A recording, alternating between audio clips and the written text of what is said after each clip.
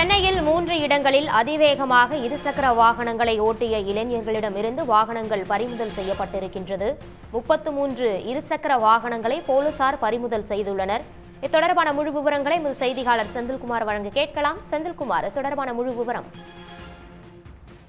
சென்னை திருவல்லிக்கேணி, அண்ணா சாலை, அதே போல சிந்தாதிரிப்பேட்டை பகுதிகளில் கிறிஸ்துமஸ் பண்டிகையை ஒட்டி பைக் ரேஸ் என்ற பெயரில் அதிவேகமாக வாகனத்தை ஓட்டி பொதுமக்களை அச்சுறுத்திய இளைஞர்களிடமிருந்து 33 இருசக்கர வாகனங்களை போலீசார் பறிமுதல் செய்திருக்கிறார்கள்.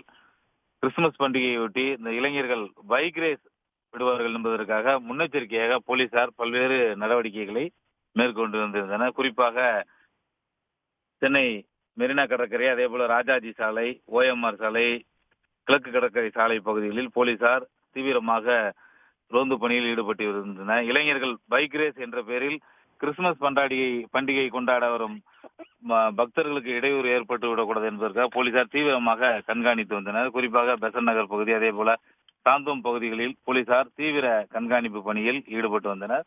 இந்த நிலையில் சென்னை சிந்தாதிரிப்பேட்டை, அண்ணா சாலை, அதே போல மெரினா கடற்கரை பகுதிகளில் அதிவேகமாக வாகனங்களை ஓட்டி பொதுமக்களை அச்சுறுத்திய இளைஞர்களிடமிருந்து 33 இருசக்கர வாகனங்கள் பறிமுதல் செய்யப்பட்டிருக்கின்றன.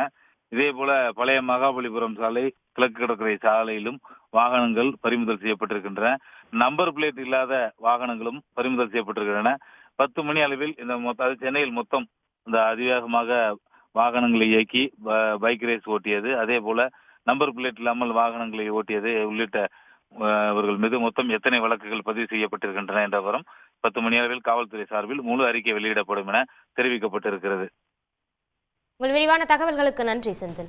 உடனுக்குடன் செய்திகளை தெரிந்து கொள்ள சன் நியூஸ் பெல் ஐகானை கிளிக் பண்ணுங்க.